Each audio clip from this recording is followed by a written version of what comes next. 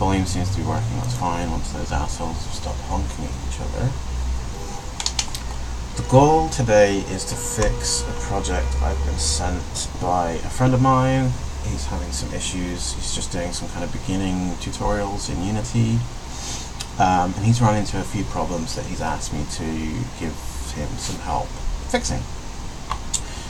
So this is the project that he sent me. I haven't altered anything yet, well, I've had a quick look at it to kind of figure out the problems. So the problems he's having are, if I just hit play, they're pretty simple ones, luckily.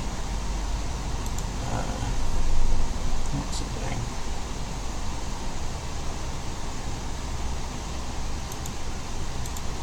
It doesn't seem particularly happy.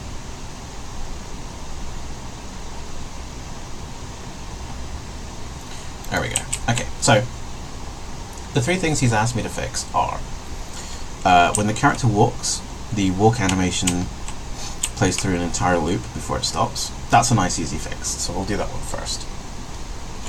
The second thing he's asked me to fix is occasionally you will get stuck on bits of platform. So it doesn't seem to be doing it at the moment, but the character does occasionally kind of catch on the edge of one of these tiles and get stuck. And the last problem is it's really going to be kind of hard to see on the stream. Yeah, there we go. So you kind of fall through the floor a bit when you jump. But that's fine. So the first thing we're going to fix is the animation stuff. Luckily that one is quite an easy one in this instance. If we take a quick look at how the player's set up. Okay, so he's got this player controller script. And what that does is checks for whether you're moving left or right, and then it does some, it applies some velocity to the rigid body 2D.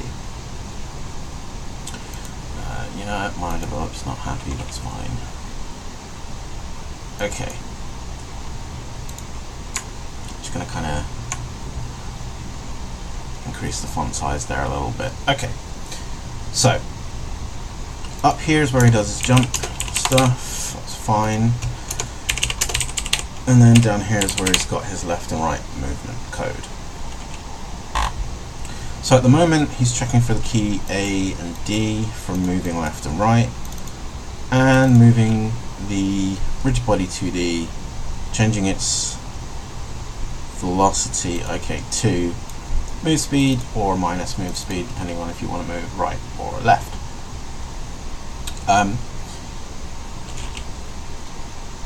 That's easy enough, and then he's setting a trigger in the animation player walk. At the moment, only if you move to the right. That's fine. So, first thing I'm going to do is triggers. So animation triggers in Unity are not great. Where is the animator?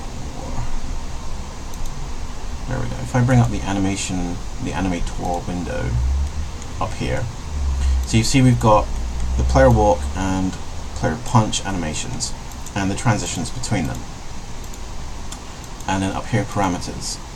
So every time you set the trigger player walk, it will use this, it will satisfy this condition on the transition, and then it'll come down to the player walk animation, and then it'll play the whole animation, and then once it's finished, it'll come up here back to player idle. So that's because you have exit time. So the default exit time is it'll play the whole animation. The problem is with using a trigger, not only are they kind of unreliable as you get more complex when you're doing animations, but it doesn't know. It knows when it should transition into this animation, but it doesn't know when it should stop. So what you want to do is delete that, change it into a Boolean instead. That way you can say when player walk is true, go into the player walk animation, and then out here you can say when player walk is false, then transition back to the player idle animation. And the way we want to change our script to be able to handle that is to just say animator dot set, I think it's bool, player walk to, in this case, true. Now, provided that compiles, where's the console view?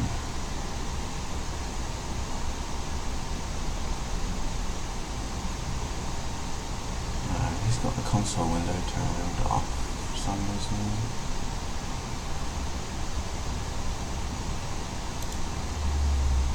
Where is it? That's strange.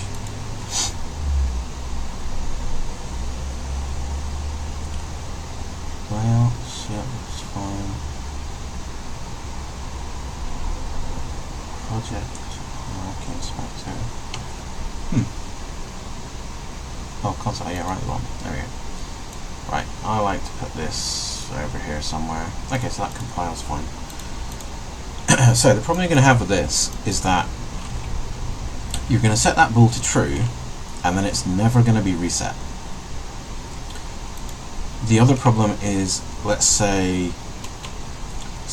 I change that to if, and then put an else in here. So if the D key is not down, you set it to false. The problem you're going to have then is that when you come to do this for your other thing, let's just put that in there as well, you'll find that it's going to come in and do this code for D, and then when it does the code for A, if you're walking to the right with D, the code for A is then going to set that bool back to false. So we're not going to have any animation here when we're walking to the right. I think left will, because that's the first piece of code that gets fired, or rather the second, so when it comes out here it's true. So the way to fix this is to slightly change how you're doing this movement code. What you want to do is, instead of having D and A directly linked to movement and movement in minus and plus, we're going to just have a float called move direction. We're going to set that to 0. That way we can say if input get key code D, then move direction will be 1. Else, if input get key code A, so we want to move left, we will do equals, so move direction equals -1 in that case. What that allows us to do is get rid of one of these blocks of code entirely, and we can say if move direction is not 0. So what this says is if either the D or A key is pressed. I mean, there's a more complicated way of writing that out, so you could say if input.getKey A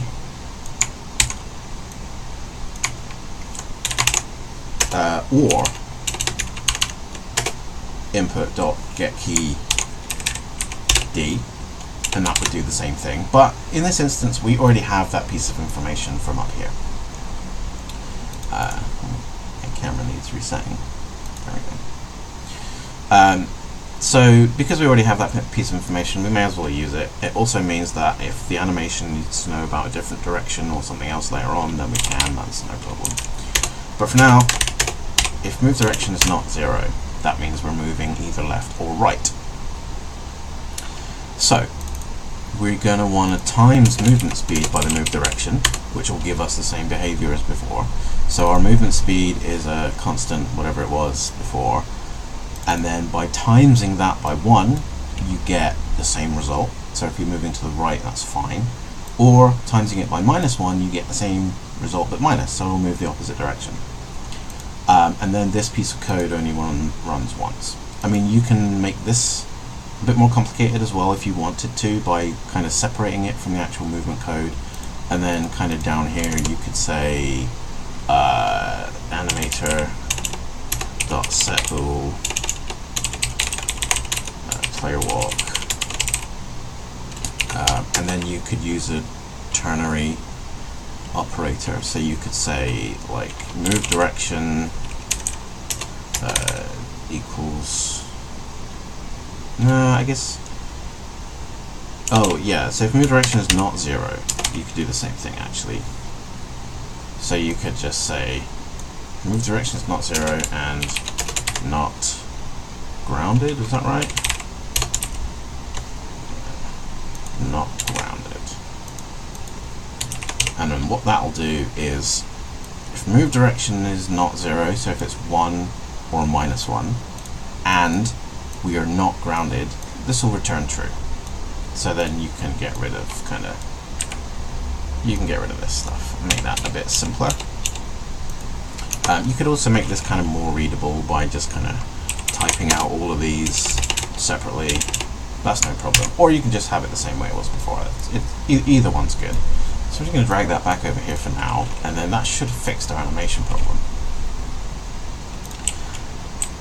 Or not.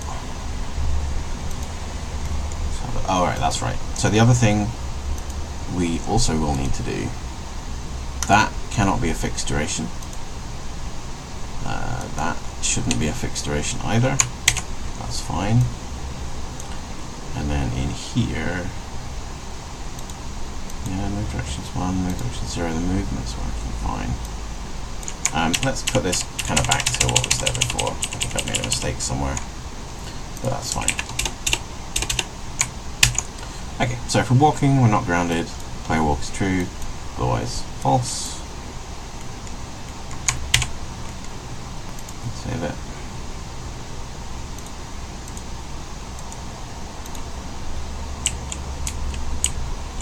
Yeah, there we go. Okay, so now you can see the animation will stop as soon as I release the button. I mean, there's a little bit of sliding, but that's because the movement's being done with velocity. So you'll need to, if you want that to work differently, you'll need to use a completely different movement function. But that's the animation fixed. So the next part is kind of randomly catching on the stage, and unfortunately, because of the way we're moving the character in this scenario with physics, if you have these kind of extra boxes here, so the way this platform works is it's constructed from 8 different box colliders. Unfortunately, due to the way the physics system works in general, it's really difficult to make a scenario where you won't occasionally be able to catch on a corner here, even if these two are at the exact same y coordinate. What you can get is, if you have a rounding error or something like that, these two may not be on exactly the same coordinate, even if you've told them to be at the same position. And the problem you'll have with the collider itself is the way the physics system kind of moves it around. You can't guarantee, because sometimes it has to move something into something and then pop it out again to kind of try and get it in the right position where it's supposed to be. So you'll end up in a position where you can't guarantee that that won't happen if you're using this kind of physics system. You could use a different system that uses raycasts, and that would kind of, depending on how you made that system, that might fix it. But if you want to use the physics system, what you're going to have to do in this situation is take all of these and just turn the colliders off. Then you're going to want to take one of them, duplicate it,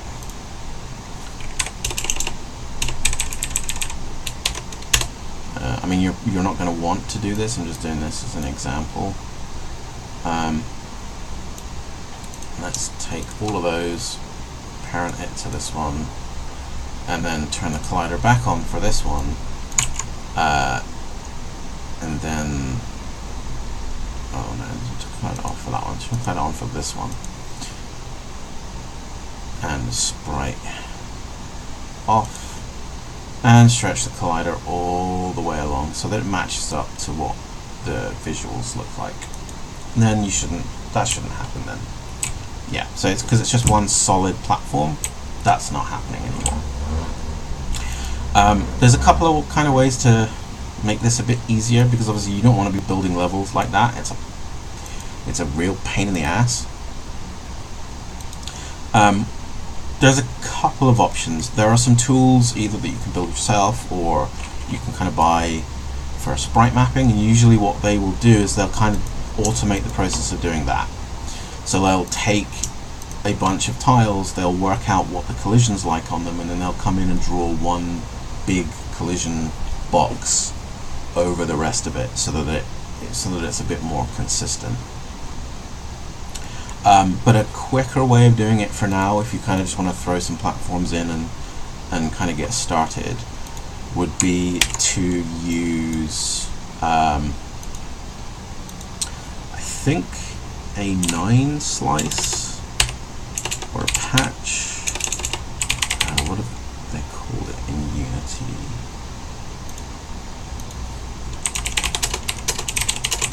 Unity 9 slice sprite.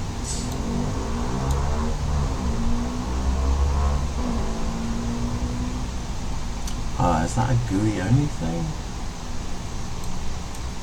Oh no, okay, it's on the sprite renderer. So yeah, here we go. So what you can do is tell this sprite to cut its sprite up into 9 rectangular sections that you can then, it will use to kind of resize. So if you see at the moment, if I resize that, it gets stretched in whatever direction. Whereas if I say, I'd have to come in here actually and do that myself, but if we, so if we come into the sprite editor, find that sprite, which would be ground A, where is it? This one, here we go. So if we then say that the border is, I don't know, 3 pixels, so it's a bit big, say 2 pixels on each side, what it will do is it will use these border pixels to be constant, and then the inside will get stretched. So we'll probably make that a bit bigger, maybe even bigger still. There we go. So that little inside part will get stretched, and then these corners will and the edges will stay the same. Although the edges will get stretched, but in one direction. So let's apply that, and then see now. I mean, it still doesn't look great because the sprite's not actually designed for doing this. But now, when I turn the collider on again, I may have to remove it and then re-add it. I don't want a 3D one, I want a 2D one. Why does that not match the size?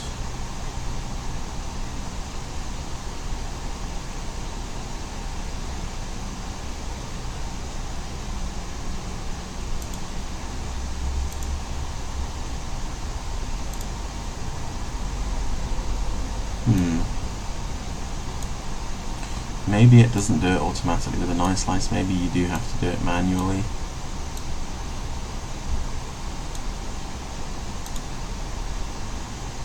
Yeah, it looks like you might actually have to do it manually. Okay, that's a shame. Either way, you can kind of come in and do that. Which one did I just create? 8. Okay. So let's get rid of those. Put that back outside. Get rid of that. And then put this down here. So if I kind of, you will have to edit the collider at the same time. That's annoying. That's annoying. The other option you've got is using a polygon collider. So you could remove that, and then you can come in here and draw out the shape that you need. So you could do something like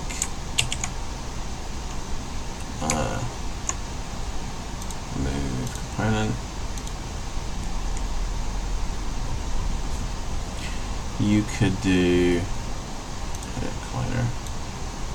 So you could have it so that there's a slope if you needed to do that, and then that would, because it's one entity, you wouldn't have a sharp corner there, so that might stop the player kind of catching on that.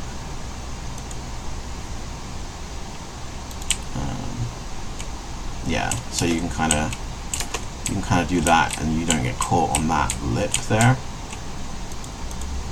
So that's one of the. Those are kind of a couple of different ways of doing it.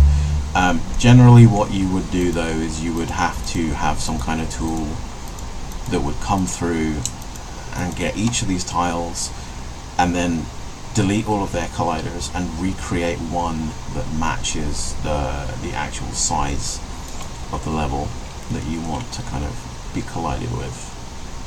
The other issue that you were having was the player falling through the floor a little bit. In this instance, again, because you're using the physics system, that's not too difficult to solve. If you were using a raycast system, it would depend very much on how you've done your math as to how you would fix that. But what you can do in this instance is come into the rigid body 2D, and your body type is dynamic, that's fine. So you want to change the collision detection from discrete to continuous. What discrete does is it kind of, I think what it does anyways, it kind of turns, it doesn't turn it off, but it does less calculations on the physics system for that object until it comes into contact with something else. So it'll move into contact with something else, and then in the process of doing that, it'll actually move into that object, and then the next frame it'll move it out. Now for kind of 3D objects that are colliding together, that's not a problem generally, because you can't see that overlap, and it just means they don't have to do kind of, you can save some calculation time on those less important objects. But because this is your main character, you're going to want to make sure that you're doing the full kind of collision processing each turn. So you just want to change that to continuous. And what that will do is that will actually kind of scan ahead of where the object is and do a little bit more complex processing to make sure that it doesn't go into something. So if we save that, so you should see now that that does not happen. It may be hard to see on the stream, but you should be able to load the project up and see that that doesn't happen. So yeah, I mean, that's the three things that I was asked for help on. I hope that helps. If you have any more questions or anything else, no worries, just give me a shout. I hope this helped.